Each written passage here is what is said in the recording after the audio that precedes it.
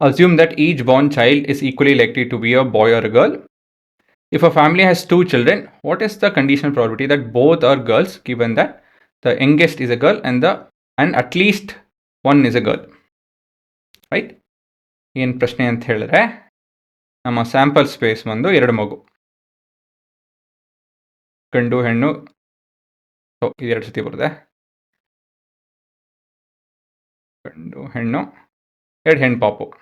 ಸರಿನಾ? ಇವು ಪ್ರಶ್ನೆ ಏನಪ್ಪ ಅಂತ ಹೇಳಿದ್ರೆ, ಮೊದಲನೇ ಪ್ರಶ್ನೆಯಲ್ಲಿ ಮೊದಲನೇ ಕಂಡೀಷನ್ ಅಂತ ಹೇಳಿದ್ರೆ ಹುಟ್ಟೋಳು ಹೆಣ್ಮಗು ಇದ್ದಾಳೆ, ಇಬ್ಬರು ಹೆಣ್ಮಗು ಆಗೋ ಚಾನ್ಸಸ್ ಏನಿದೆ ಅಂತ ಹೇಳಿ. ಸರಿನಾ? ಸೊ ಮೊದಲನೇ ಕಂಡೀಷನ್ ಪ್ರಕಾರ ಇದೆಲ್ಲ, ಇದು ಮತ್ತಿದು it's a good chance. Good chance ಅಲ್ಲ, ಕಂಡೀಷನ್ ಅದು ಆ್ಯಕ್ಚುಲಿ ಅಲ್ವಾ. ಯಂಗೆಸ್ಟ್ ಇಸ್ ಎ ಗರ್ಲ್, ಇದು ನೋಡ್ಬೋದು, ಯಂಗೆಸ್ಟ್ ಇಸ್ ಎ ಗರ್ಲ್. ಇವಾಗ ಇದರಲ್ಲಿ probability of B happens given A is number of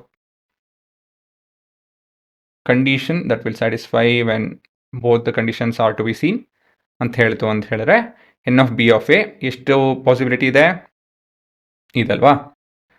ಹುಟ್ಟೋಳು ಹೆಣ್ಮಗು ಆಗಿ ದೊಡ್ಡೋಳು ಹೆಣ್ಮಗು ಆಗೋದು ಈ ಪರ್ಟಿಕ್ಯುಲರ್ ಸಿನಾರಿಯೋ. ಸರಿನಾ? So this is 1/2.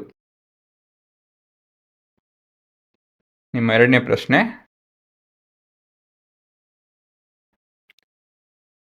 At least